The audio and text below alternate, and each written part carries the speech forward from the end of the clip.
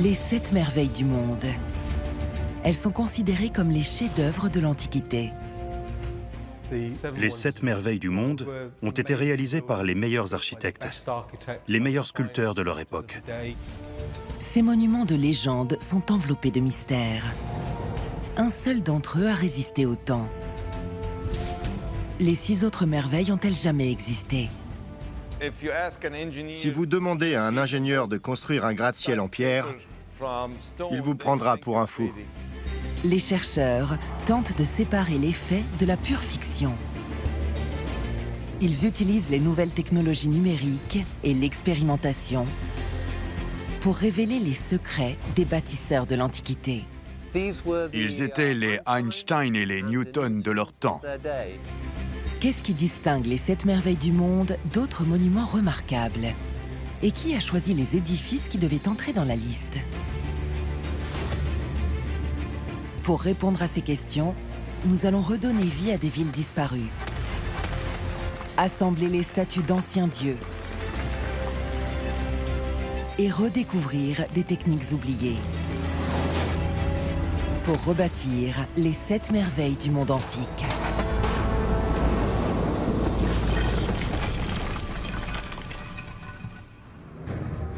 Nous sommes à Alexandrie, en Égypte, une vaste métropole bâtie sur les rives de la Méditerranée. Il y a 2000 ans, ce port était la capitale culturelle du monde. Une colonie grecque au pays des pharaons. Dans la célèbre bibliothèque d'Alexandrie, des copistes compilaient tous les savoirs du monde connu. Des dizaines de milliers de papyrus s'alignaient sur ces rayonnages. Il mentionnait des édifices qui défiaient l'entendement, dont les 7 merveilles du monde. Pour les Grecs, les 7 merveilles du monde étaient les incontournables de l'époque. Une liste de monuments à ne pas rater si on avait la chance de voyager en Méditerranée. Ces merveilles sont des monuments emblématiques, les équivalents antiques de la Statue de la Liberté ou de la Tour Eiffel. Pourtant, elles n'ont coexisté que pendant 30 petites années. Un voyageur curieux n'aurait pu toutes les visiter qu'entre 280 et 250 avant notre ère.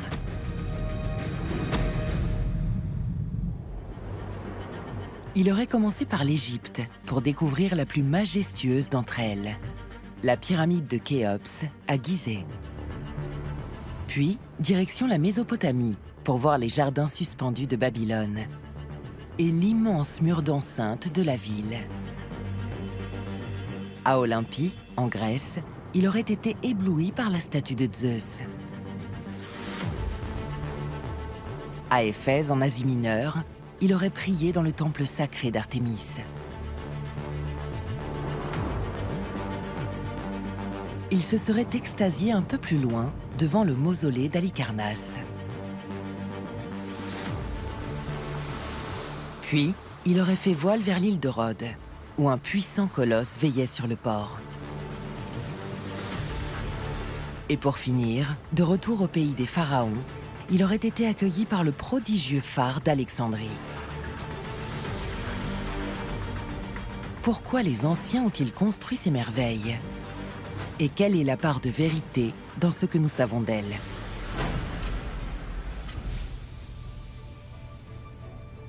Les rares sources dont nous disposons sont postérieures à leur construction.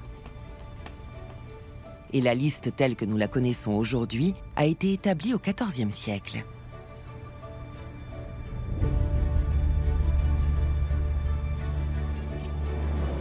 La plus ancienne des 7 merveilles du monde est la pyramide de Khéops. C'est aussi la seule qui a traversé les siècles.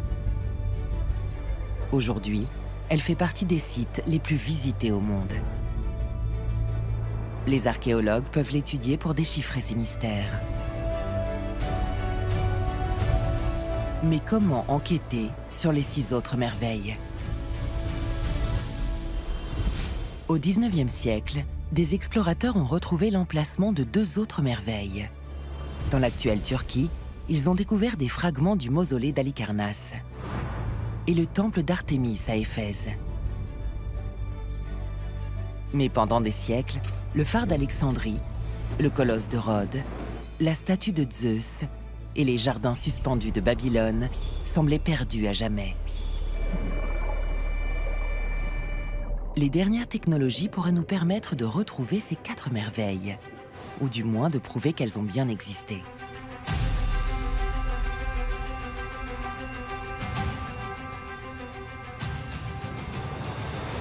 Notre enquête commence à Alexandrie. Ici, vers l'an 280 avant notre ère, une merveille est sortie de terre. Un gigantesque édifice, à nul autre pareil.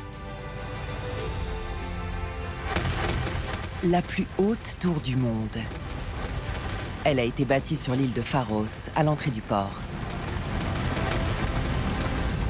D'immenses tritons de bronze, des dieux marins grecs, resplendissent au soleil. On dit que des miroirs réfléchissent la lumière au loin, et que de jour comme de nuit, elle est visible à une journée de mer. La tour est coiffée de l'effigie d'un dieu mystérieux.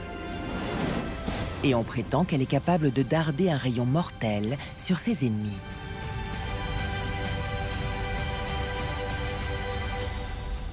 Cette description fantasmagorique a fait douter de son existence. Mais au début des années 1990, une équipe française a mis au jour des vestiges du phare. Il gisait au fond de la mer, à quelques mètres du rivage. Et il correspondait aux descriptions des auteurs antiques. Emad Khalil dirige le Centre d'archéologie sous-marine de l'Université d'Alexandrie. Il s'intéresse au phare depuis 25 ans. En 1994, il faisait partie de l'équipe qui a fouillé le site englouti. À l'époque, l'annonce de la découverte a fait le tour du monde. Il se rappelle de l'étonnement des archéologues devant ces milliers de blocs de pierre anciens. On ne savait pas exactement ce qu'on allait découvrir. On s'attendait à trouver des vestiges, mais on ne savait pas de quoi il s'agissait. Quand on se retrouve sous l'eau, face à face avec un sphinx, ça fait un choc. Il y avait des fragments d'obélisques couverts de hiéroglyphes, des blocs de pierre énormes. Aucun de nous n'avait jamais vécu ce genre de choses. Pour les archéologues, ces blocs immergés pourraient être les vestiges du phare.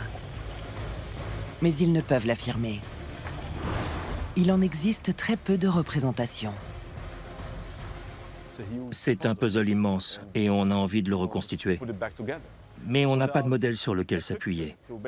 On a donc eu recours à l'imagerie numérique et à la modélisation par ordinateur, que l'on continue à utiliser aujourd'hui. Mais le phare ne se trouve pas entièrement sous l'eau. C'est l'endroit idéal pour enquêter sur le phare, à cause des matériaux qu'on peut trouver ici. La citadelle de Qued Bay date du XVe siècle. Elle se trouve sur l'île de Pharos. On a ici une pierre à toute épreuve, capable de résister aux intempéries et au sel. Elle provient sans doute d'un édifice maritime. Ces pierres ressemblent aux blocs d'architecture trouvés au fond de l'eau. Il resterait donc des fragments du phare d'Alexandrie. Et il se trouverait à l'endroit où se dressait la tour antique. La forteresse de Qued Bay a été construite avec des blocs du phare. Il semble donc possible de retrouver les merveilles disparues du monde antique.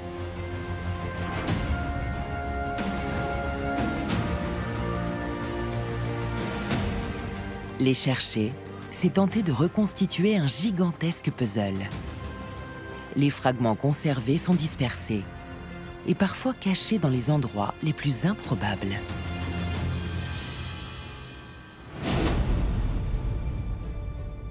À Rhodes, des chercheurs ont aussi découvert un énorme bloc de pierre. Comme à Alexandrie, il était intégré dans les murs d'une forteresse médiévale. Il est assez grand pour servir de socle à une gigantesque statue. Peut-être le colosse qui surplombait le port. À Olympie, en Grèce, les archéologues ont mis au jour les restes d'un ancien atelier. Ils y ont trouvé des outils pour le travail de l'or et de l'ivoire. Et une coupe gravée de ces mots « J'appartiens à Phidias », l'auteur de la magnifique statue de Zeus. À Babylone, dans l'Irak actuel, le roi Nabuchodonosor II aurait fait construire des jardins suspendus. Des gravures anciennes montrent une ville alimentée par des aqueducs et plantée de jardins luxuriants.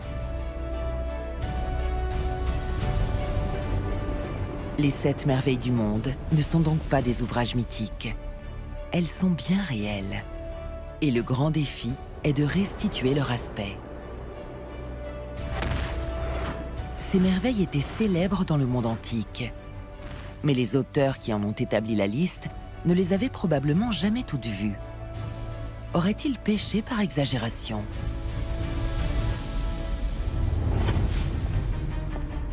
Retour à Alexandrie. Emad Khalil poursuit son enquête sur le phare d'Alexandrie. La citadelle de Kedbei contient de précieux indices à son sujet.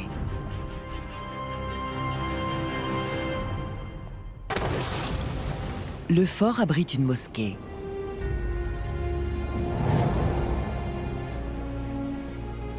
Elle devrait être tournée vers la Mecque, donc vers le sud-est. Mais elle est orientée au nord, vers la mer. Une preuve de plus qu'elle a été bâtie sur les fondations de l'ancien phare. La mosquée comporte un puits de lumière de forme octogonale. S'agit-il d'un souvenir du phare antique?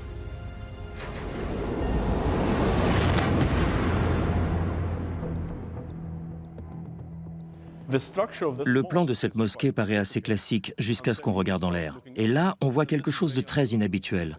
Le minaret est carré, ce qui est très rare. Ici, en plus, on a une ouverture octogonale. Et au-dessus, un élément cylindrique. Ça n'arrive jamais dans l'architecture islamique. Une base carrée, surmontée d'un étage octogonal et d'un faîte circulaire. Cette succession d'éléments géométriques reproduirait la forme du phare originel. À 45 km à l'ouest d'Alexandrie, un édifice présente le même plan. Le phare d'Abou-Sir. Il veille sur une nécropole antique. On a ici une tombe hellénistique typique, avec un autel au centre et 2 banquettes de chaque côté pour les visiteurs. Et puis, de ce côté, il y a la chambre funéraire. On peut encore y voir les ossements des défunts. Au mur, des serpents sculptés offrent leur protection aux esprits des morts. Un symbole typique des tombes grecques. Il y a ici une trentaine de tombes disséminées tout autour. Elles sont de conception identique. Ce sont des sépultures grecques. Cette tour est contemporaine de la nécropole et elle a été construite en forme de phare. Les bâtisseurs de la tombe se sont probablement inspirés du phare d'Alexandrie. On a ici une indication, une illustration de la forme du phare d'Alexandrie. Le phare d'Abou-Sir est une copie miniature du célèbre phare. Sa forme confirme les représentations qui figurent sur des monnaies anciennes.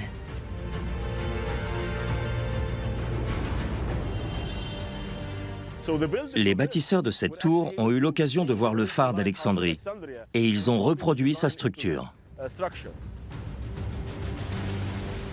Le phare d'Alexandrie présentait 3 niveaux, un carré, un octogonal et un cylindrique, comme le monument qu'on voit ici. Le phare d'Abou-Sir permet d'imaginer l'aspect qu'aurait eu le phare d'Alexandrie.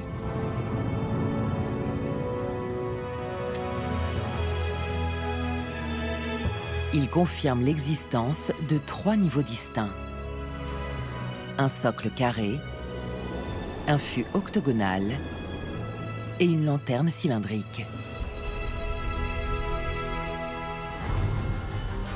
Les descriptions anciennes des merveilles disparues seraient donc peut-être bien plus exactes qu'on ne l'imaginait.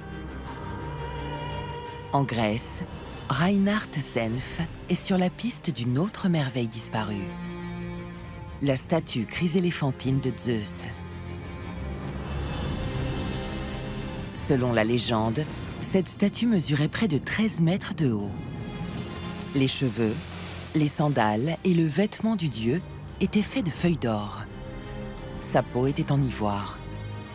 Zeus était assis sur un trône, dans un temple immense qui semblait presque trop petit pour lui. Comment savoir si cette représentation est fidèle? Nous sommes en train de parcourir la colonnade sud du temple de Zeus. Bien évidemment, avant qu'il ne soit détruit, il y avait ici un mur assez élevé. Il ne reste rien de la statue. Elle a été détruite lors d'un incendie au 5e siècle de notre ère. Mais les fouilles ont révélé l'existence d'un temple immense. Il avait justement été modifié pour recevoir une énorme statue assise. La gigantesque statue de Zeus se trouvait exactement à cet endroit. Il y avait au départ une rangée de petites colonnes intérieures.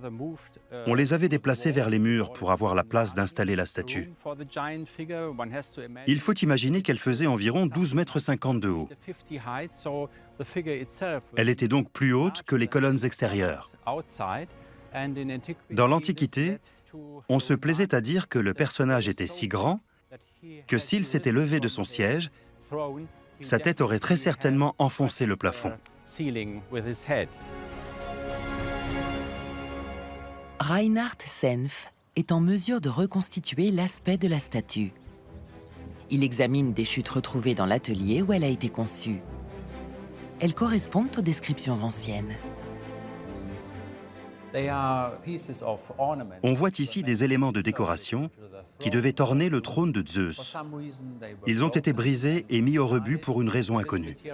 Ce matériel permet de se représenter l'aspect de la statue de Zeus. Elle était faite de matériaux précieux, l'or et l'ivoire.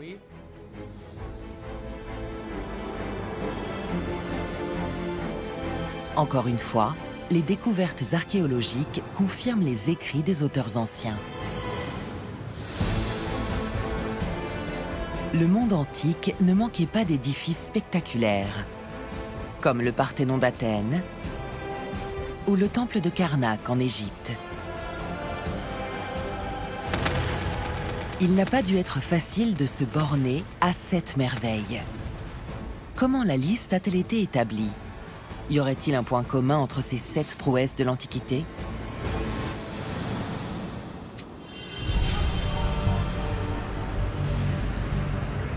La première liste établie est contemporaine d'un tournant dans l'histoire.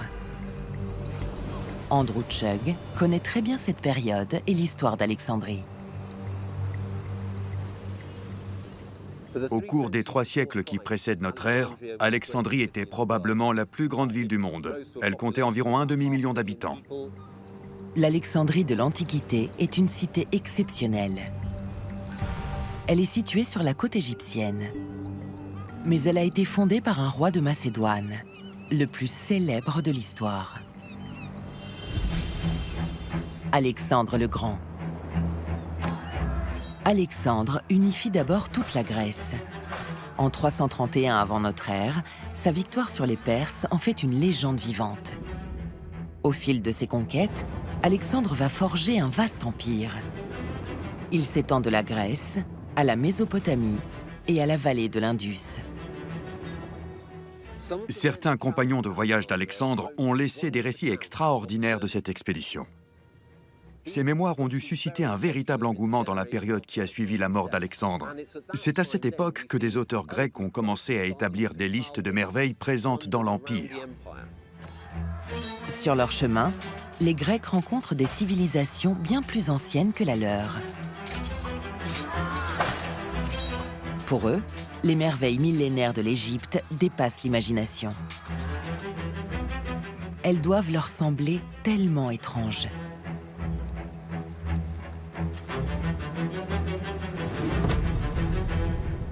La première merveille d'Égypte a déjà 2200 ans quand Alexandre la découvre. Elle s'élève alors à plus de 145 mètres de hauteur. La grande pyramide de Gizeh. Le pharaon Khéops a fait bâtir ce tombeau démesuré pour abriter sa dépouille. À la grande époque, ces gradins sont recouverts de calcaire d'un blanc éclatant. Pendant plus de 3500 ans, elle va rester l'édifice le plus haut du monde.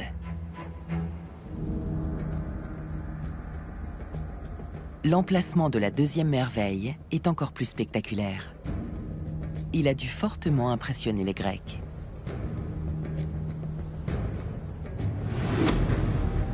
Babylone, la cité des jardins suspendus.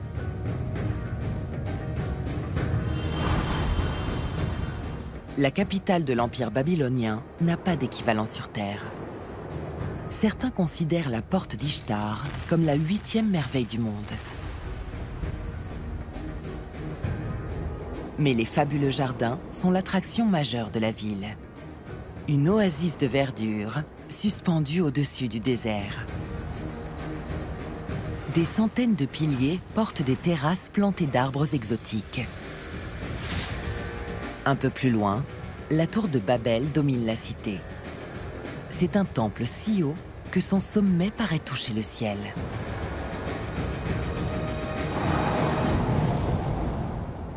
Babylone a dû sembler prodigieuse aux Grecs. Elle était 10 fois plus grande que n'importe quelle cité grecque de l'époque. Alexandre est conquis par sa beauté. Il fait de Babylone la capitale de son nouvel empire. Plusieurs siècles auparavant, un roi nommé Nabuchodonosor II y aurait construit des jardins suspendus pour son épouse adorée. Ces terrasses étagées devaient rappeler à la reine les collines verdoyantes de sa lointaine patrie. Des jardins en terrasse plantés d'arbres, ça semble assez simple. Mais ils s'élevaient à une grande hauteur dans une région complètement plate. Le défi, c'était d'apporter l'eau jusqu'au sommet. Et on sait qu'il y avait un vaste bassin au pied des jardins. Le spectacle devait faire forte impression sur les visiteurs. Les Grecs d'Égypte vont d'ailleurs s'inspirer de la grandeur de Babylone pour construire Alexandrie. Ils voulaient en faire leur nouvelle capitale. Ce n'était pas le but à l'origine, mais petit à petit, ils en ont fait la plus belle ville du monde. Car les Grecs ne veulent pas être en reste. Ils cherchent dans leur histoire des prouesses architecturales dignes de l'Égypte et de Babylone. Voilà donc l'objet des premières listes des 7 merveilles du monde. Il s'agit de proclamer la grandeur du génie grec. Les Grecs ont découvert des miracles de technique et d'architecture tels qu'ils n'en avaient jamais vus. Ils ont voulu mettre en avant leurs propres prouesses. Et la statue de Zeus, présente ici dans le temple d'Olympie, était digne de rivaliser avec les merveilles que les Grecs avaient vues dans d'autres pays, comme l'Égypte et la Mésopotamie. Les 7 merveilles sont toutes des chantiers titanesques. On sait que la construction du phare a coûté 1/10 du trésor de l'Égypte. On sait que la construction d'une pyramide mobilisait des dizaines de milliers d'ouvriers, hommes et femmes, pendant tout le règne d'un pharaon. Mais pourquoi construire des structures aussi démesurées? On peut trouver un premier élément de réponse au pays des pharaons. L'Égypte abrite les 2 plus hautes merveilles du monde. Le phare d'Alexandrie et la pyramide de Khéops. La pyramide est composée de plus de 2 millions de blocs de pierre. Elle renferme encore de nombreux secrets.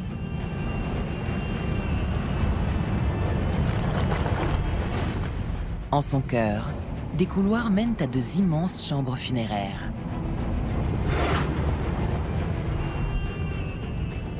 La chambre du roi surplombe la première. Mais des recherches récentes indiquent la présence d'un vide inexploré au-dessus de cette dernière. Ce vaste monument est la dernière demeure d'un souverain divinisé. Mais a-t-il une autre fonction?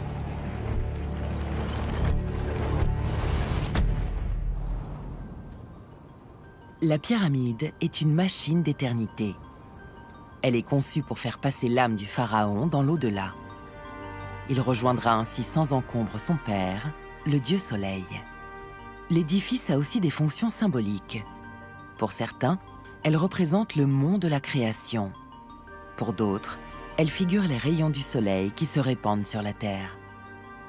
Dans tous les cas, la pyramide est le témoignage éternel de la puissance terrestre du pharaon. La fonction du phare d'Alexandrie semble plus pratique que symbolique. Il signale les côtes et prévient les marins de la présence d'eau dangereuse. Selon la légende, ce gratte-ciel de pierre était presque aussi haut que les pyramides. Le plus grand phare de l'Europe contemporaine se trouve sur les côtes bretonnes. Il mesure 20 mètres de moins que le phare d'Alexandrie.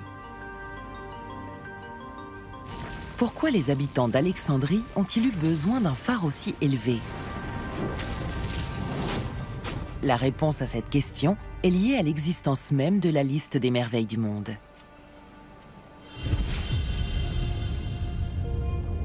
Pour en savoir davantage, nous partons à plus de 200 km de là, à Marsa Bagouche. Ces eaux tranquilles cachent des rochers dangereux et des bancs de sable en constante évolution. Sur les fonds, on trouve d'innombrables fragments d'amphores brisés. Ces récipients d'argile servaient à transporter le vin et l'huile. Les tessons s'étalent sur 900 ans d'histoire. Cette baie fait penser à un cimetière de bateaux. La côte égyptienne pouvait être dangereuse. Mais le phare d'Alexandrie a-t-il été construit uniquement pour éviter les naufrages? Emad Khalil et son équipe effectuent une plongée sur le site.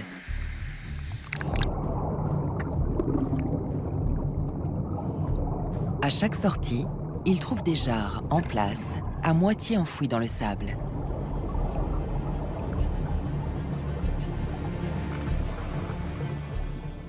Au cours de nos plongées, on a d'abord trouvé quelques tessons à l'intérieur de la baie. Au fur et à mesure des fouilles, on a découvert davantage de récipients, davantage de céramique. Et puis, on a commencé à découvrir des amphores complètes, totalement intactes. Le nombre impressionnant d'amphores a surpris les archéologues. Proviennent-elles toutes d'épaves de navires? La présence de quelques amphores n'indique pas nécessairement qu'un navire a fait naufrage. Elles ont pu tomber d'un bateau ou être jetées par-dessus bord. Les recherches se poursuivent donc. L'équipe prend des milliers de clichés en haute résolution pour modéliser ces fonds marins. Le modèle virtuel révèle la présence d'encre de navires anciens. En tout, l'équipe en découvre 14 dans la baie. Quand on trouve plus d'une ancre, c'est que l'endroit était très fréquenté par les bateaux. Cette côte n'est pas sans danger. Mais la concentration d'encre indique que les bateaux n'accostaient pas ici par hasard. Marsa Bagouche est un bel exemple de port naturel, un ancrage sûr. Il est assez profond pour accueillir les navires, et l'anse est protégée sur ses deux côtés par des avancées rocheuses. Donc elle est toujours abritée, d'où que vienne le vent. Marsa Bagouche n'est pas un cimetière de bateaux, mais un ancrage sûr. Et sa présence remet en question la fonction du phare d'Alexandrie. Les marins n'avaient pas besoin d'une tour immense pour les guider le long des côtes d'Égypte. Il existait des endroits pour se mettre à l'abri. Alors, les bâtisseurs du phare avaient-ils une autre motivation? Pour le savoir, il faut enquêter sur une autre merveille du monde, le mausolée d'Halikarnasse dans l'actuelle Turquie. Cette tombe imposante reposait sur un socle surmonté d'une frise richement ornée. Il portait 36 colonnes et une statue dans chaque intervalle. Au-dessus, le toit pyramidal était coiffé d'un quadrige en marbre où se tenaient les statues colossales de Mosol et de son épouse Artémise. Ce tombeau a été érigé pour le satrape Mosol. Ce gouverneur de province était aussi puissant qu'un souverain. Il paraît démesuré pour la dépouille d'un seul homme. il reste peu de choses du mausolée d'Halicarnasse. La plupart des vestiges sont rassemblés aujourd'hui au British Museum de Londres. Nous y retrouvons Peter Higgs. Il connaît ces vestiges sur le bout des doigts et peut nous expliquer le gigantisme de ce tombeau. On sait généralement qu'un mausolée désigne un grand tombeau, mais on ignore souvent que Mosol était un roi d'Asie mineure. Certaines des statues sont immenses. Ce fragment de cheval au galop fait plus de 2 mètres de haut. L'une des statues représente sans doute Mosol lui-même. La statue dite de Mosol fait environ 3 mètres de haut. En général, ses proportions sont réservées aux dieux, pas aux mortels. Ça nous montre l'idée qu'il se faisait de son importance. Il voulait être vu comme un dieu. Tout dans cette tombe est plus grand que nature. Pourtant, Mosol n'est qu'un satrape, un vassal de l'Empire perse. Pourquoi a-t-il besoin d'une tombe aussi grandiose? Peter nous mène dans les caves du musée. C'est là qu'est conservée la majeure partie des vestiges. Pour son œil exercé, ce sont des œuvres de toute beauté.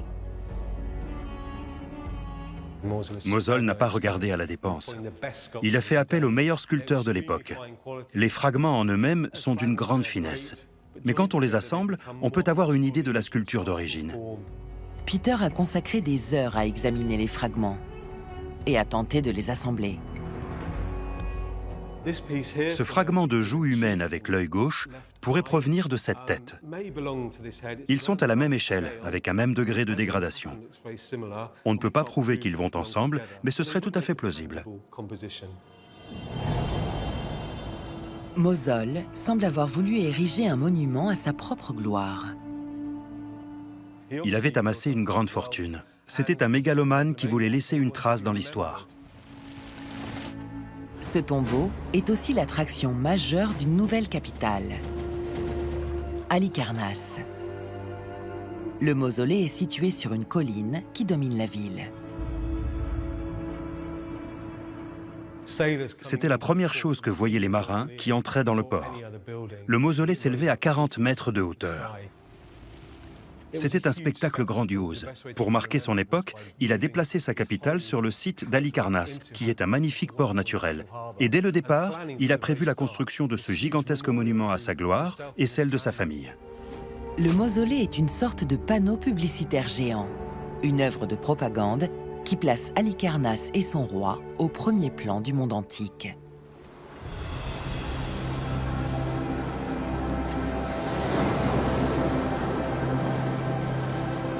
Emad Khalil pense que les Alexandrins ont construit leur phare pour la même raison.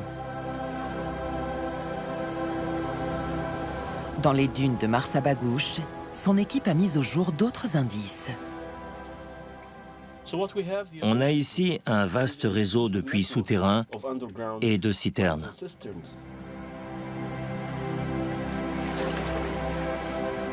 Ce réseau a plus de 2000 ans. Il servait à stocker l'eau douce, une ressource vitale pour les équipages qui longeaient les côtes du Sahara. C'était un grand avantage pour un navigateur de connaître les points d'eau sur les côtes égyptiennes. Marsa Bagouche était sans doute un point d'étape sur la route d'Alexandrie. La nouvelle capitale d'Égypte a détourné une voie maritime plusieurs fois millénaire. Avant la fondation d'Alexandrie au IVe siècle avant notre ère, les navires à destination de l'Égypte mettaient le cap directement sur l'embouchure du Nil. Et cette embouchure était visible à bonne distance parce que la mer est plus foncée. Il suffisait donc de se laisser guider par la couleur de l'eau pour arriver à bon port. Les habitants d'Alexandrie ont construit le phare pour capter les échanges commerciaux. Il servait à guider les marins vers la ville et non à les éloigner. C'était comme un étendard pour attirer l'attention des navires et des marins qui arrivaient en Égypte. Ils se dirigeaient vers cette nouvelle ville qui possédait cet immense monument, Alexandrie. Le phare aurait donc été construit pour promouvoir une nouvelle ville et un nouveau roi, un général grec du nom de Ptolémée. Ptolémée est l'un des hommes de confiance d'Alexandre le Grand. Il sort victorieux des guerres intestines qui suivent la mort d'Alexandre. Ptolémée se proclame roi d'Égypte et il fonde une dynastie de pharaons qui va durer 300 ans. Ptolémée nourrit de grandes ambitions pour sa nouvelle métropole. Il la veut plus grande qu'aucune cité de Grèce. Ici, on voit donc un tronçon d'un mur cyclopéen. Il est fait d'énormes blocs de 1,5 mètre de long sur 75 cm de hauteur. On distingue bien le pourtour arasé des blocs. C'est un élément caractéristique de la maçonnerie dans la période qui a suivi la mort d'Alexandre le Grand. Ptolémée va jusqu'à voler la dépouille d'Alexandre. Environ 30 ans après la mort d'Alexandre, le fils de Ptolémée déplace la tombe du grand conquérant pour qu'il repose au cœur d'Alexandrie. Selon les sources anciennes, l'enceinte qui abritait la tombe d'Alexandre se trouvait dans cette partie exacte de la cité.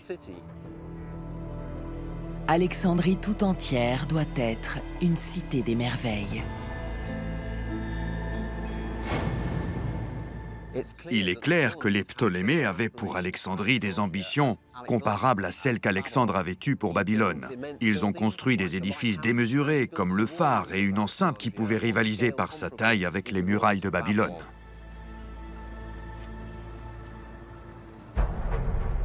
Le phare, le mausolée, la pyramide de Khéops. Ces 3 merveilles du monde ont été bâties par des souverains pour démontrer leur puissance. On doit le temple d'Artémis à Éphèse au roi Crésus et les jardins suspendus de Babylone à Nabuchodonosor II. Les Olympiens ont bâti la statue de Zeus pour surpasser leurs rivaux athéniens. Mais comment expliquer l'origine d'une autre merveille? Une statue gigantesque sur l'île de Rhodes. La légende décrit un colosse de plus de 30 mètres de haut. Il domine le port principal de l'île. Sa peau scintillante est faite d'armes de bronze fondu. Sa tête est ceinte d'une couronne de rayons et ses yeux fixent le ciel en direction de l'astre du jour. On dit que la statue représente Hélios, le dieu grec du soleil. Pourquoi les citoyens de Rhodes ont-ils bâti cet incroyable colosse? Selon des sources antiques, il avait été construit pour célébrer une victoire militaire. Avec le soutien de Ptolémée, Rhodes a survécu à un terrible siège. Alors, pour remercier Hélios, la divinité tutélaire de l'île, les habitants ont fondu les armes de leurs ennemis et ils ont construit un fabuleux colosse de bronze.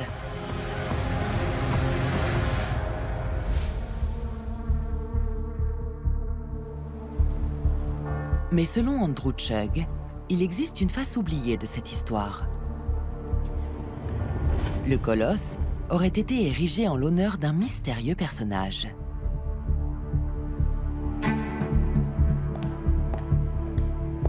L'historien le compare aux statues grecques conservées à l'université de Cambridge. Cette tête est particulièrement intéressante. Si on regarde derrière la couronne de cheveux, on voit un bandeau qui entoure la tête. Et ce bandeau est percé de trous. Il s'agit sans doute de cavités destinées à accueillir des rayons. À l'origine, ils étaient fixés autour du visage, comme les rayons d'un disque solaire. La couronne de rayons est un attribut classique du dieu Hélios. Selon les sources antiques, le colosse possédait une telle couronne. Mais la statue de Cambridge représente un mortel, Alexandre le Grand. Quand on voit une figure masculine coiffée d'une couronne rayonnante, on sait qu'on est en présence d'une effigie du dieu du soleil, Hélios. Donc ici, on a voulu représenter Alexandre sous les traits du dieu du soleil, en manière de flatterie. Alexandre le Grand était obsédé par son image. Il n'y avait ni photographie ni cinéma.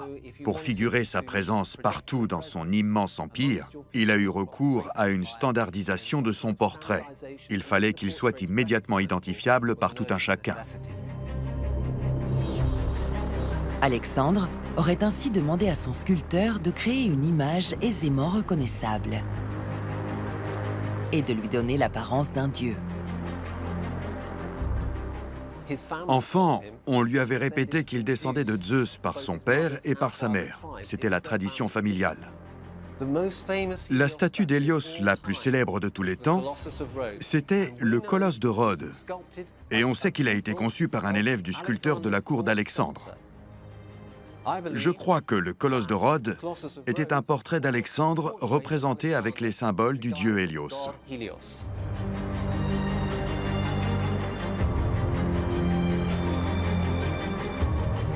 Mais il reste un mystère. Le colosse a été érigé longtemps après la mort d'Alexandre le Grand. Pourquoi les Rhodiens ont-ils voulu l'immortaliser ainsi? La réponse se trouve sur l'autre rive de la Méditerranée, chez leurs alliés d'Alexandrie. Cette nouvelle puissance grecque honore Alexandre le Grand. Et selon Andrew Chugg, le phare en porte la preuve. Les représentations de la statue qui se trouvait au sommet du phare sont extrêmement rares. Et sur les 2 ou 3 images qui nous sont parvenues, celle-ci est ma préférée. Il y a plusieurs détails intéressants. D'abord, on peut voir qu'il tient dans sa main une grande sphère ou un orbe, et sa tête est ornée d'une couronne qui représente les rayons du soleil. On ne peut pas se tromper. C'est bien Alexandre représenté en Hélios. C'est une statue d'Alexandre Hélios que nous avons au sommet du phare. Les habitants de Rhodes ont bâti le colosse pour s'associer au legs d'Alexandre et faire ainsi la promotion de leur île. Le colosse est contemporain du phare d'Alexandrie. Pour célébrer la fin du siège et leur victoire avec l'aide des Ptolémées, les citoyens de Rhodes construisent une statue géante d'Alexandre Hélios, encore plus impressionnante que celle du phare. Une autre merveille du monde antique.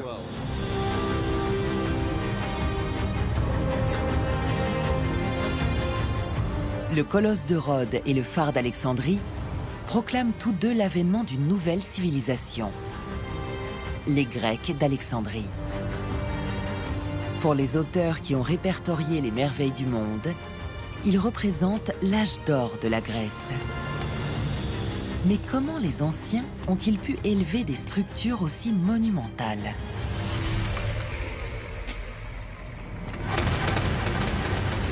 L'architecture grecque atteint un nouveau sommet avec le phare d'Alexandrie. Les sources historiques le décrivent comme une prouesse technique. Mais sa construction demeure un mystère. Même sa hauteur nous est inconnue.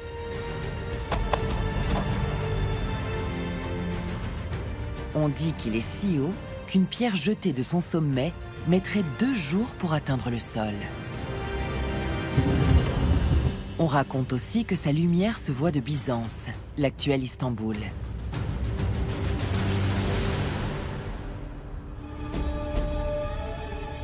Emad Khalil veut aller au-delà des récits légendaires. Il veut en connaître la hauteur exacte. Il sera ainsi possible de déduire les étapes de sa construction et les techniques utilisées.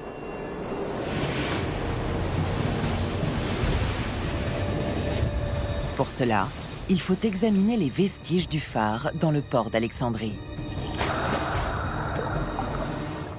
Nous avons ici une zone de 13 000 m² de vestiges sous l'eau.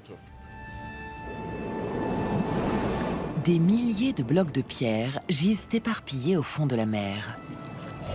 Les plus grands de ces énormes monolithes pèsent plus de 70 tonnes. L'ensemble de ces énormes blocs forme une porte monumentale. Une porte de 5 mètres de large, dont la hauteur dépasse 12 mètres.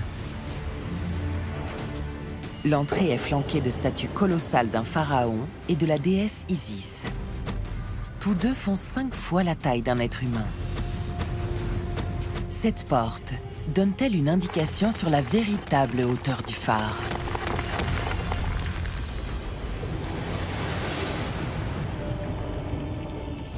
Pour reconstruire le phare, il faudrait pouvoir assembler ces vestiges immergés. Ça revient à reconstituer un puzzle de 3000 pièces sous l'eau, sans modèle, sans image de référence sur laquelle s'appuyer. C'est le grand défi de ce site. Ce bloc est une pièce essentielle du puzzle. Il pourrait permettre de calculer la hauteur du phare. Cette énorme pièce pèse environ 70 tonnes. C'est une partie du chambranle du phare, le côté droit de l'entrée principale. Cet angle ici, c'est l'endroit où la porte de bois a été fixée. Il n'est pas facile de déduire la hauteur du phare à partir de fragments. Par chance, un voyageur arabe du XIVe siècle vient à notre secours. Il a consigné quelques mesures du phare. On connaît ainsi les dimensions de sa base et la largeur de la porte. Il les a notées dans une ancienne unité de mesure, l'empan. Si je mesure la largeur de la porte de ce côté, j'obtiens 2,10 m. Et on peut confronter ce chiffre avec les sources littéraires qui donnent une largeur de 10 empans. Ce bloc permet d'établir qu'un empan d'Alexandrie équivaut à 21 cm. À partir de là, on peut commencer à calculer les dimensions du phare lui-même et de tout le complexe. Après conversion, il s'avère que la base du phare mesurait 30 mètres carrés. On peut en déduire la hauteur du bâtiment. Pour cela, il faut conjuguer les rapports de proportion utilisés dans l'architecture grecque et les représentations anciennes du phare. On estime qu'il mesurait environ 90 mètres de haut. C'était donc un gratte-ciel antique, un édifice unique en son genre. Le phare d'Alexandrie domine toutes les autres tours de pierre du monde antique. Il dépasse même de 20 mètres le Flatiron, building de New York, l'un des tout premiers gratte-ciel au monde. Comment les bâtisseurs de l'Antiquité ont-ils fait pour ériger cette tour de pierre?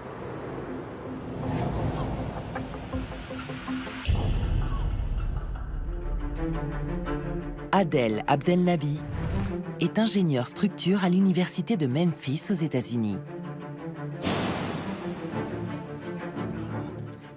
Il cherche à découvrir la pierre utilisée par les ingénieurs d'Alexandrie pour supporter le poids phénoménal du phare. Si vous demandez à un ingénieur de construire un gratte-ciel en pierre, il vous répondra que c'est de la folie. C'est impossible. La pierre est difficile à travailler, très lourde, et elle coûte cher. Et plus l'édifice est élevé, plus il risque de s'écrouler sous son propre poids.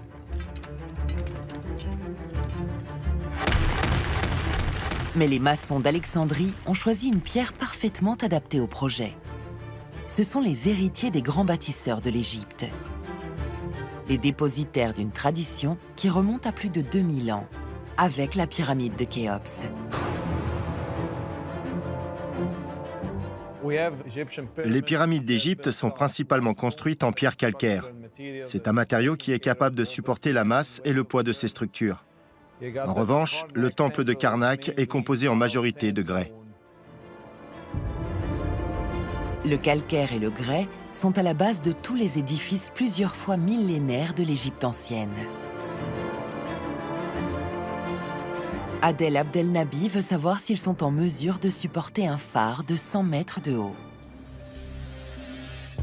Il va utiliser le banc de test de compression de son laboratoire. L'étau va exercer une force de compression jusqu'à ce que le grès éclate. Le grès résiste bien. Il faut une force égale à près de 26 tonnes pour le faire éclater. On passe au test sur le calcaire. Ok, c'est bon. Le calcaire résiste mieux.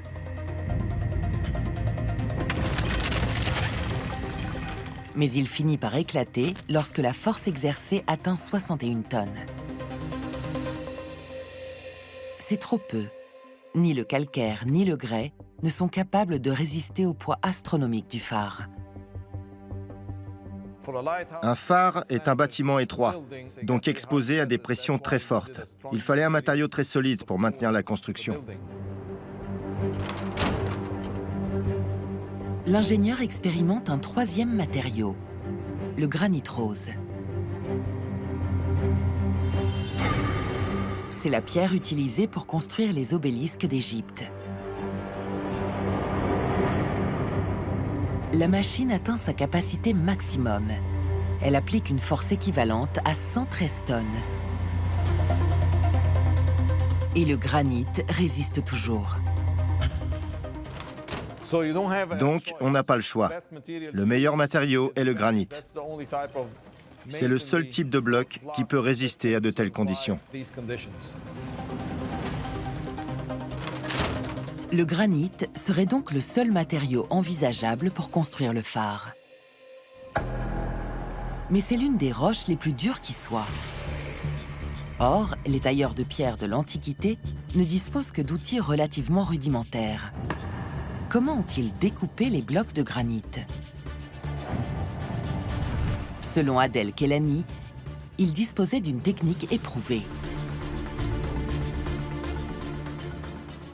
Ils étaient très habiles et savaient travailler cette roche extrêmement dure. Ils avaient des outils et des techniques précises pour attaquer la pierre et l'extraire. Pour le granit, les tailleurs de pierre de l'Égypte ancienne utilisaient la calcination.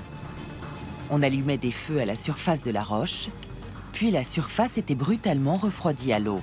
Et on pouvait alors pilonner la pierre calcinée qui s'effritait. La calcination a permis aux Égyptiens de tailler le granit. Les bâtisseurs du phare n'avaient pas le choix. Pour que leur gratte-ciel reste debout, il fallait du granit. Mais extraire et tailler cette roche est un travail long et difficile. Comment Alexandrie s'est-elle procuré la main-d'œuvre nécessaire à ce chantier monumental? La réponse, c'est le fleuve nourricier de l'Égypte qui la détient, le Nil. Chaque été, quand le fleuve sort de son lit, il dépose du limon sur ses rives. Et son delta devient un jardin fertile. Mais la crue empêche les paysans de travailler la terre. Pendant la crue, l'eau recouvrait la totalité des champs. Le paysan n'avait plus rien à faire pendant cette période et il devait partir trouver du travail ailleurs. La crue du Nil libère des milliers d'hommes solides et durs à la tâche. Ce sont eux qui vont bâtir la puissante tour d'Alexandrie. Le phare a bénéficié d'un savoir-faire hérité de générations de tailleurs de pierre.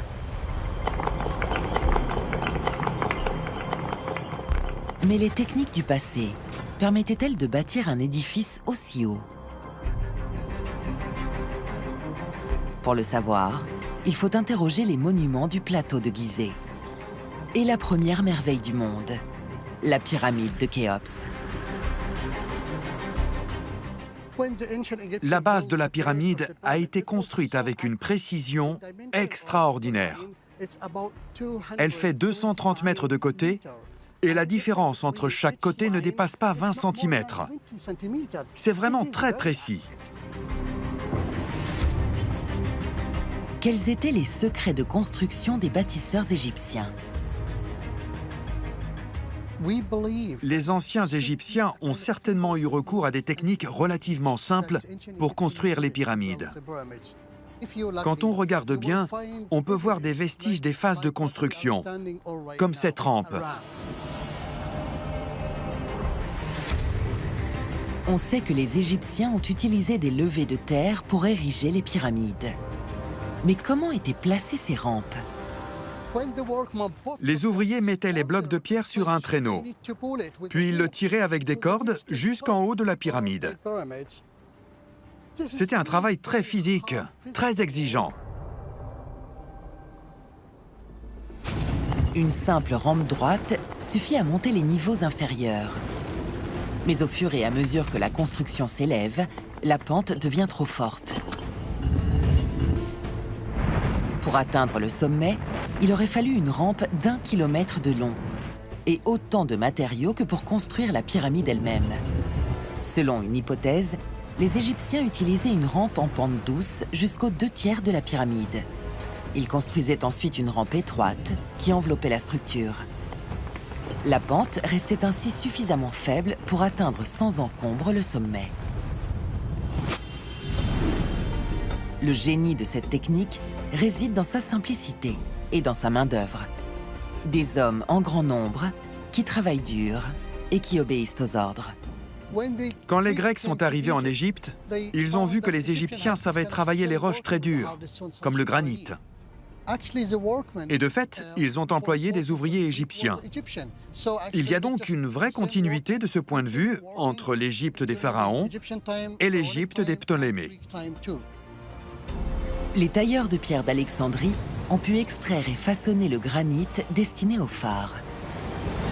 Mais les techniques de construction anciennes n'ont pu servir à l'ériger, car la mer l'entoure sur 3 côtés. Il n'y a pas assez de place pour installer des rampes, et pas assez de main-d'œuvre pour monter les blocs de granit jusqu'au sommet du phare. Alors, comment faire pour bâtir une tour qui s'élève jusqu'au ciel? Se sont-ils inspirés d'autres modèles et d'autres techniques? La réponse pourrait se trouver du côté de la première des merveilles grecques. Cette colonne solitaire est le seul vestige du temple d'Artémis, à Éphèse. Il a été bâti près de 300 ans avant le phare d'Alexandrie. Et pour les Grecs, c'était un modèle de perfection architecturale. Sur son socle entouré de marches, plus de 100 colonnes s'élancent vers le ciel. Elles sont cannelées, comme les plis d'une toge. Chacune est surmontée d'un chapiteau finement sculpté. Elles soutiennent un toit massif situé à 18 mètres du sol. Il existe un lien entre ce merveilleux édifice de marbre et le phare d'Alexandrie.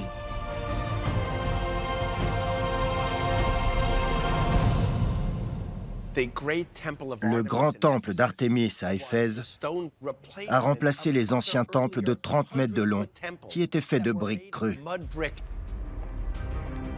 Robert Hahn est un professeur américain qui s'intéresse aux temples de la Grèce classique.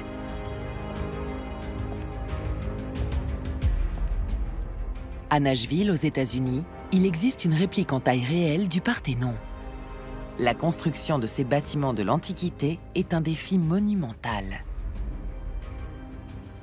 Les architectes travaillaient avec des pièces extrêmement lourdes. Il fallait les transporter puis les mettre en place et ça posait une multitude de problèmes techniques. On a du mal à imaginer qu'ils ont pu monter ces pierres à plus de 18 mètres de hauteur. Les architectes du temple d'Artémis sont Chersiphron et son fils Métagénès. Le sol sacré est meuble et marécageux. Alors, ils déposent d'abord une couche de peau de mouton et de charbon de bois pour stabiliser les fondations. Pour transporter les grands blocs de marbre, ils conçoivent des chars démesurés. Les essieux sont des linteaux de pierre. Et pour soulever ces énormes blocs, ils utilisent un engin de levage sophistiqué, l'ancêtre direct de la grue. Les colonnes sont composées d'une série de tambours. Pour les empiler, il fallait les soulever à une grande hauteur et les abaisser avec beaucoup de soin. On a retrouvé des tambours qui portent encore leur tenon de levage. Donc il y avait des engins de levage permettant de mettre les tambours en place.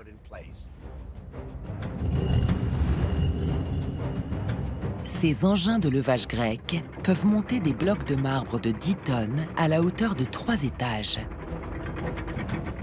Les tambours ne sont pas sculptés. Ils portent des protubérances, les tenons de levage.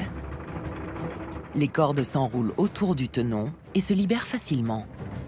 Une fois le tambour en place, les sculpteurs arasent les tenons. Le site de construction d'Éphèse est un concentré de haute technologie.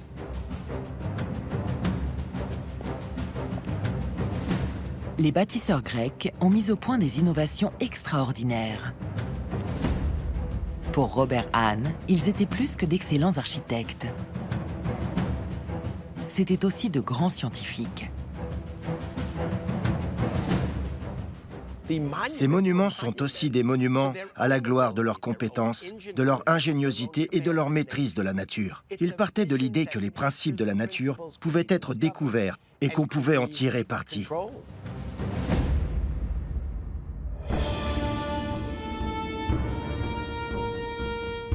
La conviction que l'ingéniosité humaine peut servir à dominer le monde transforme la Grèce antique.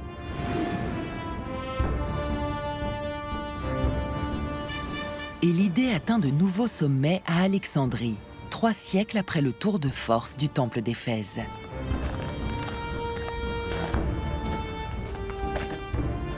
Andrew Chugg nous montre les vestiges du rayonnement culturel de la cité antique.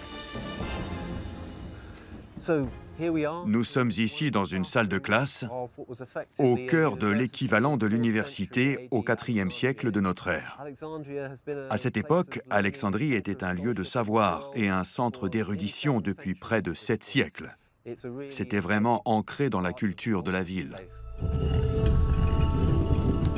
Le cœur de cette capitale du savoir, c'est la grande bibliothèque. Les savants font des copies de tous les manuscrits qui arrivent par le port de la ville. Cette immense réserve de connaissances attire les esprits les plus brillants du monde antique.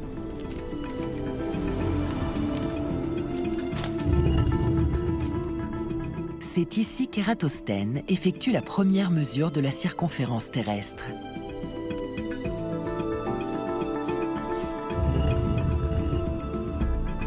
Et c'est là qu'Euclide établit les principes fondamentaux de la géométrie.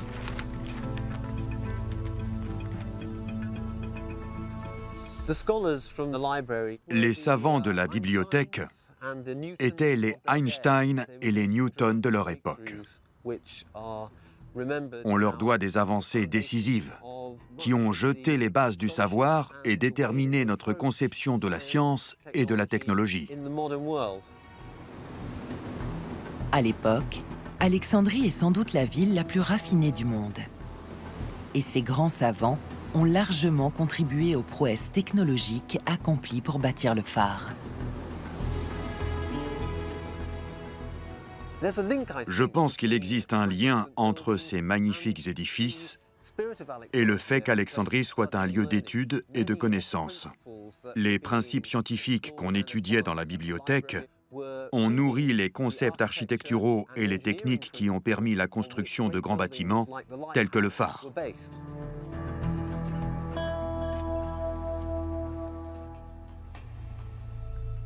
Les savants d'Alexandrie ont à leur disposition une immense variété de savoirs. Ces connaissances viennent d'Égypte, de Grèce et des 4 coins du monde connu.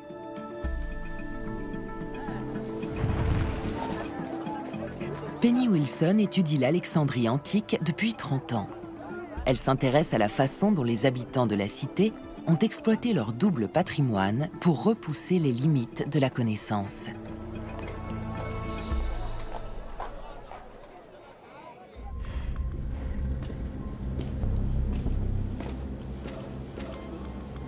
Je vais vous montrer quelque chose d'étonnant. Il s'agit d'une tombe datant de l'apogée d'Alexandrie. en 47 avant notre ère, un terrible incendie a ravagé la cité antique. Mais ces catacombes sont restées intactes. Ce tombeau est la dernière demeure de l'un des plus riches couples d'Alexandrie. Leurs statues sont un curieux mélange de sculptures égyptiennes et classiques. Cette statue représente sans doute l'homme inhumé ici. Son corps est typique du style égyptien avec la jambe droite qui s'avance et le pagne. En revanche, sa tête est très différente. On a des cheveux frisés, un front ridé, des joues creusées. Ces traits réalistes sont caractéristiques de la statuaire classique. Les dieux protecteurs représentés sur les murs témoignent aussi d'un fort métissage culturel. Le serpent arbore la double couronne d'Égypte, ce qui est un symbole de pouvoir accru dans la tradition égyptienne. Il porte deux symboles grecs de la protection et de la prospérité. Et son corps est enroulé sur lui-même. Encore un puissant symbole égyptien de protection. On a réuni dans une seule scène tous les symboles capables de conférer le maximum de protection aux occupants de la tombe. C'est comme une assurance tout risque, si vous voulez.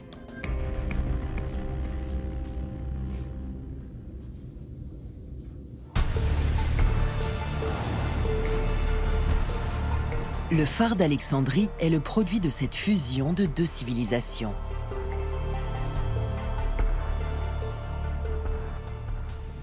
Le métissage culturel présent dans cette tombe et la combinaison de traditions différentes devaient être visibles partout dans les bâtiments et l'architecture d'Alexandrie.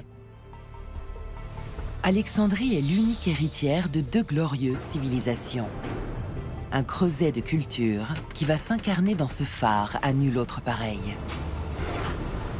Les bâtisseurs vont s'inspirer du gigantisme des pyramides et de la maestria technique des temples grecs. Le règne d'Alexandre le Grand a ouvert le champ des possibles. Alexandrie a hérité de cette idée que les capacités humaines n'ont pas de limite.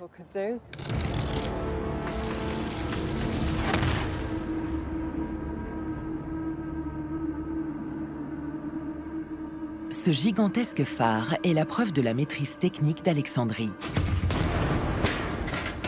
Mais pour le parachever, il faut une décoration digne de lui.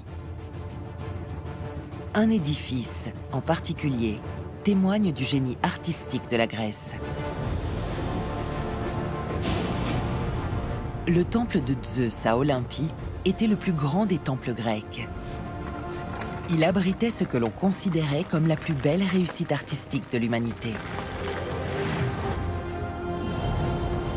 Une immense statue du roi des dieux, Zeus.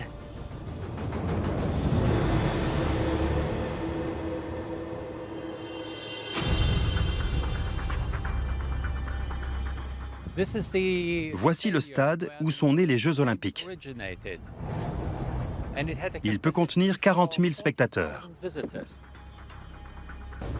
Reinhard Senf fouille le sanctuaire d'Olympie depuis plus d'une décennie. Il nous emmène dans l'atelier de Phidias, l'auteur de l'imposante statue.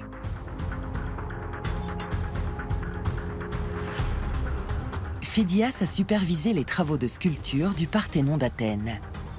On lui doit sa célèbre frise et diverses statues monumentales de l'acropole.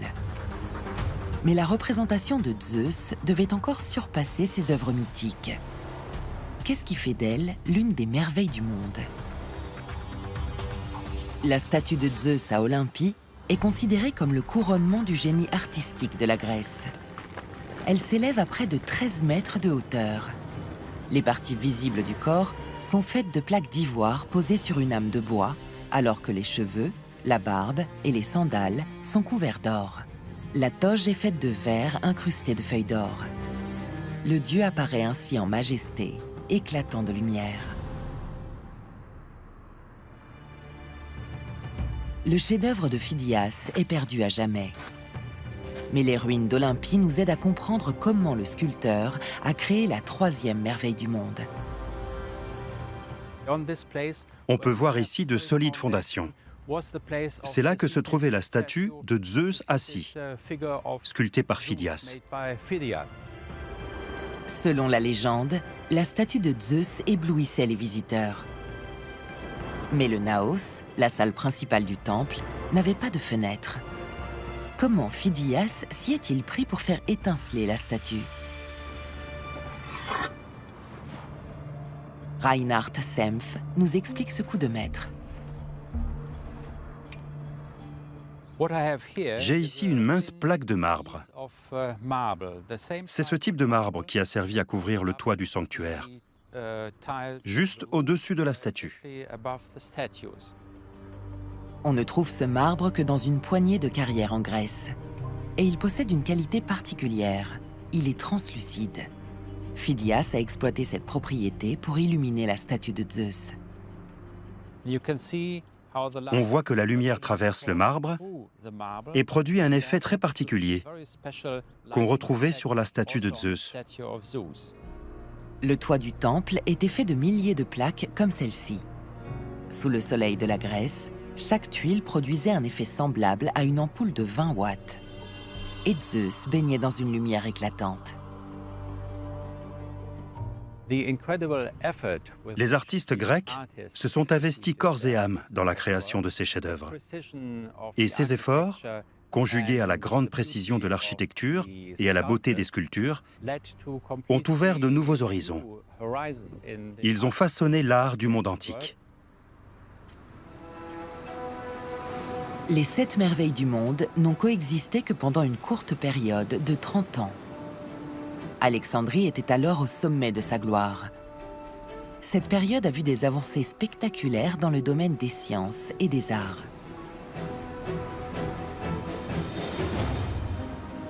Certaines de ces prouesses défient l'entendement. Selon la légende, le phare d'Alexandrie possédait une arme secrète. Elle aurait été conçue par le plus grand savant et inventeur de l'Antiquité, Archimède. Il illustre à lui seul le très haut degré de maîtrise technique des anciens.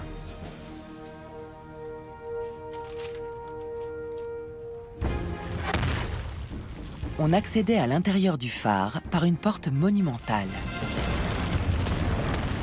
Elle ouvrait sur un fût central de 75 mètres de haut. On l'empruntait pour apporter du combustible au sommet de la tour. Chaque nuit, on allumait ici un grand feu. Selon certains spécialistes, un système de miroirs permettait de concentrer la lumière. Et le phare était visible à une journée de navigation.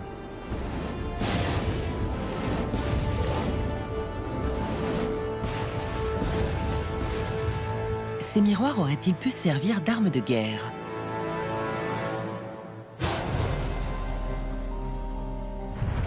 Marty Jobson construit des modèles scientifiques. Dans son atelier, il va tester les capacités réelles du miroir ardent. Le rayon de la mort d'Archimède. Archimède était un brillant mathématicien, un formidable inventeur et bien d'autres choses encore, et on sait qu'il a étudié à Alexandrie. Il faut d'abord reproduire la puissance du fanal antique. Je me sers d'une couverture de survie. J'ai aspiré l'air par derrière et j'obtiens ainsi une parabole parfaite qui concentre la lumière sur un point précis. L'idée est de pointer la lumière sur ce joli modèle réduit de bateau. Et j'attends que le soleil se montre. Je mets des lunettes de soudage parce que le point focal est extrêmement brillant. Et je risque d'être aveuglé. Marty place la cible dans la zone de destruction du miroir ardent. Puis, il oriente le miroir vers le soleil. Je vais juste rapprocher un peu le bateau. Voilà. Allez, on va essayer de l'enflammer.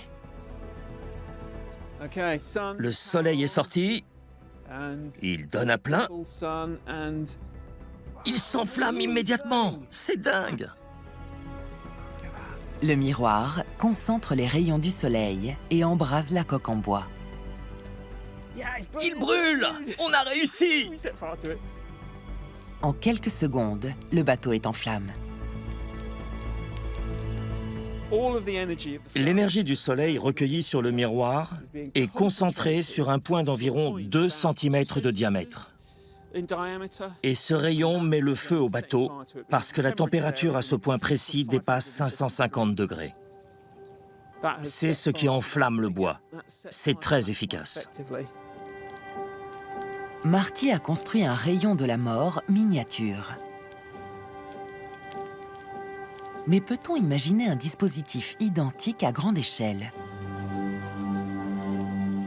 Le grand défi est de concentrer la lumière sur des bateaux situés à une distance autrement plus importante.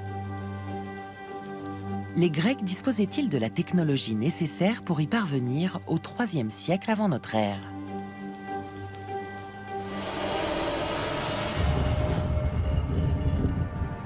Archimède est l'un des plus grands ingénieurs de l'Antiquité. Il a conçu des catapultes et des grappins pour l'abordage des navires. À l'école d'Alexandrie, il étudie l'optique et le fonctionnement des miroirs. Selon certains spécialistes, on dispose à l'époque du savoir-faire nécessaire à la fabrication de grands miroirs. Les Alexandrins ont pu combiner les connaissances d'Archimède en matière d'optique et un savoir-faire de précision pour produire un miroir ardent.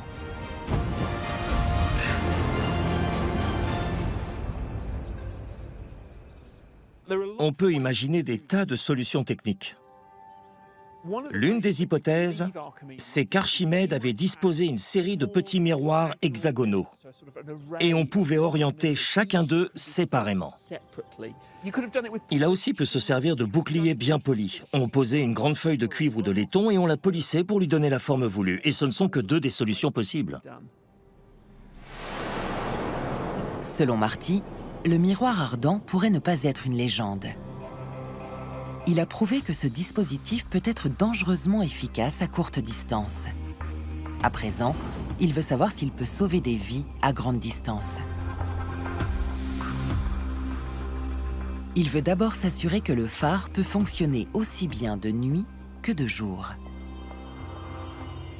Normalement, lorsque le soleil frappe le miroir, la lumière est concentrée sur un point focal, soit à peu près là, je pense. Si on allume un grand feu à cet endroit précis, au sommet du phare, on devrait voir un rayon traverser toute la vallée. Ça, c'est la théorie. Le soleil va se coucher, on va pouvoir tester la longueur du rayon. Marty remplace le feu du phare par une petite ampoule LED. On allume. Et maintenant, on va voir jusqu'où elle va. Le soleil descend derrière l'horizon. Marty se place au bout du champ, à 100 mètres du dispositif. La lumière de l'ampoule va-t-elle se réfléchir dans le miroir? C'est vraiment très lumineux. On est à une centaine de mètres. Et avec une seule ampoule grande comme ça, voilà ce que ça donne. Maintenant, il faut voir sa luminosité si on s'éloigne beaucoup plus.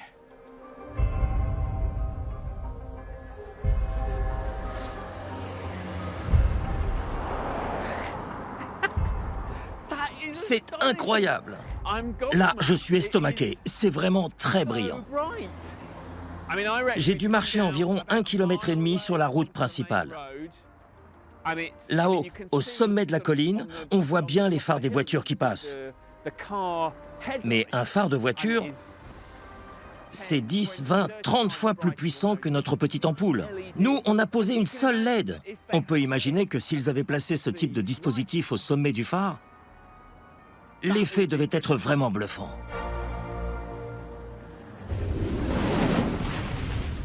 Le rayon de lumière brille à travers la Méditerranée. Il proclame la gloire d'Alexandrie. Chacune des 7 merveilles du monde, par sa taille, son génie technique, sa beauté artistique, témoigne de la puissance de leur mécène. Pourtant, cet âge d'or a fini par péricliter. Au 5e siècle de notre ère, la statue chryséléphantine de Zeus est emportée à Constantinople. Elle y sera détruite par le feu en 461. Babylone tombe en ruine à la suite de la mort d'Alexandre. Ses jardins suspendus sont laissés à l'abandon et disparaissent. À Éphèse, les premiers chrétiens mettent en pièces le temple d'Artémis. Un séisme a raison du colosse de Rhodes, 56 ans après son achèvement. Et le mausolée succombe à son tour à un tremblement de terre quelques siècles plus tard. Le phare d'Alexandrie est lui aussi situé sur une zone sismique. Pourtant, il va rester debout pendant 1500 ans.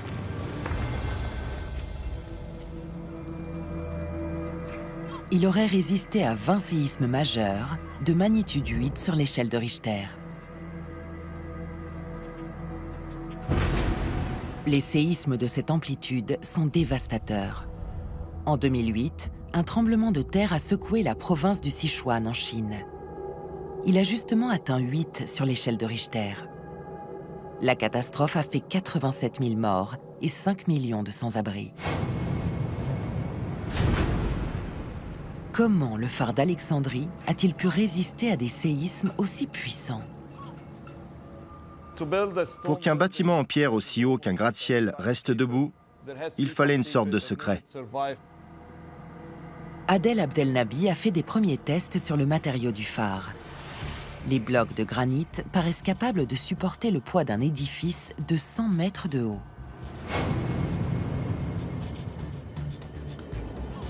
Mais comment étaient assemblés ces milliers de blocs de pierre? Ils étaient d'abord taillés de manière à s'emboîter parfaitement. Les blocs étaient percés de trous et reliés entre eux par des chevilles. Des agrafes de métal solidarisaient ensuite les blocs. On versait un mortier spécial dans les cavités restantes. Les murs étaient ainsi prêts à résister aux tempêtes et aux assauts des vagues.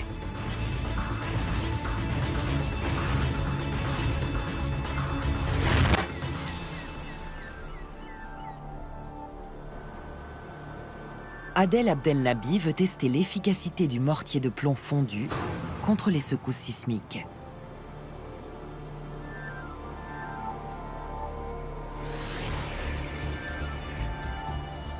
Il utilise pour cela un simulateur de séisme. En cas de tremblement de terre, le bâtiment est secoué d'avant en arrière. Il est soumis à des contraintes considérables. Ici, on va simuler ces forces à l'aide d'un servomoteur. Il faut qu'il soit bien ajusté, sans le moindre jeu. L'idée est de simuler la force du séisme jusqu'à ce que le mur s'écroule. Ça permettra de mesurer sa capacité de résistance. La pompe hydraulique secoue le mur de granit et exerce une force de plus de 40 kN. On lui fait subir un séisme de magnitude 8. Les secousses étirent et compriment le plomb.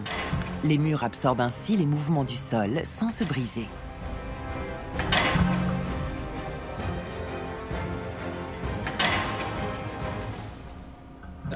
Le mur ne s'est pas écroulé, même avec un séisme de magnitude 8. Et s'il résiste à ces contraintes, c'est grâce au plomb fondu. Adel inspecte les dégâts. Le mur est intact. Il n'y a pas la moindre fissure.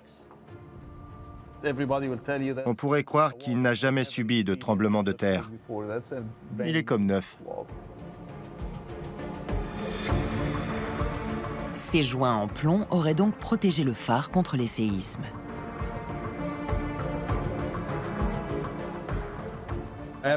Je n'ai jamais observé une telle résistance.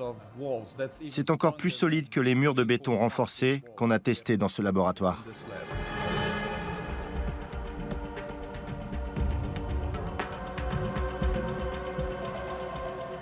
Le phare d'Alexandrie semble indestructible. La combinaison du granit et du plomb l'a préservé des séismes. Les Alexandrins ont doté leur phare des dernières innovations. Il était fait pour durer des millénaires.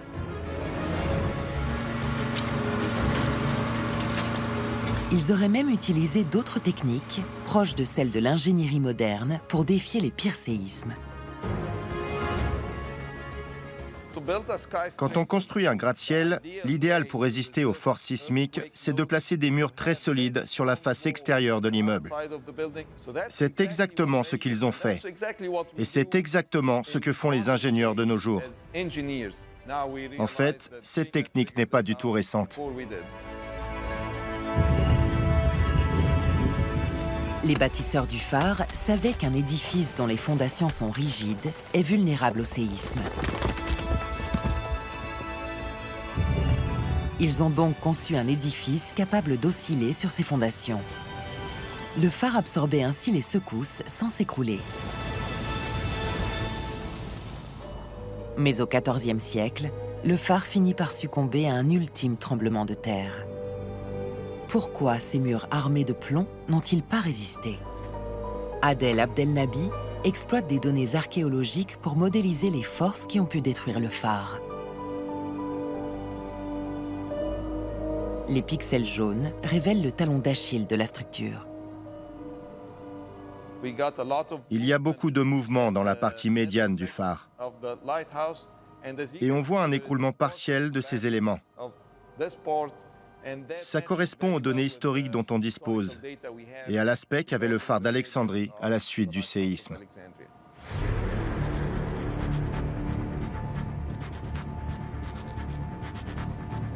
D'après la modélisation, c'est la partie supérieure du phare qui a cédé.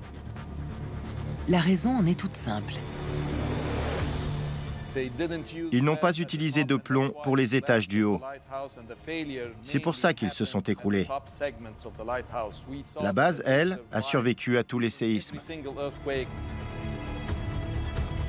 Le phare a dominé la ville d'Alexandrie pendant plus de 15 siècles.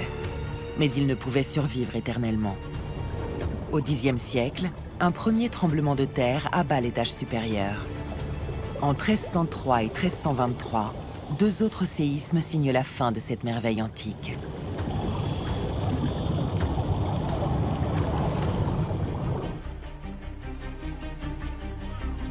La destruction du phare d'Alexandrie est le chapitre final d'une période révolue. L'ère des 7 merveilles du monde antique. Une ère d'innovation et d'avancée portée par la brillante cité d'Alexandrie. À son apogée, Alexandrie était probablement la plus grande ville du monde. Chacune de ces merveilles illustre l'ingéniosité et l'ambition de l'humanité. La volonté d'éblouir le monde par l'art et l'architecture. Les 7 merveilles peuvent être considérées comme des tentatives de l'humanité, de groupes d'hommes et de femmes, pour aller un peu plus loin, là où nul n'est jamais allé. L'ère des 7 merveilles du monde est une aventure longue de plus de 2000 ans. Elle commence avec la pyramide de Khéops et les jardins suspendus de Babylone. La Grèce antique reprend le flambeau avec le temple d'Artémis et la statue de Zeus à Olympie.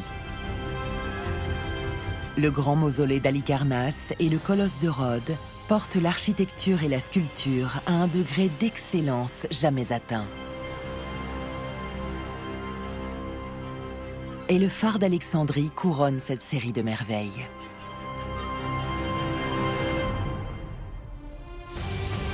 La pyramide de Khéops est le seul témoin de ce monde disparu. Mais l'esprit qui a présidé à la création des 7 merveilles demeure.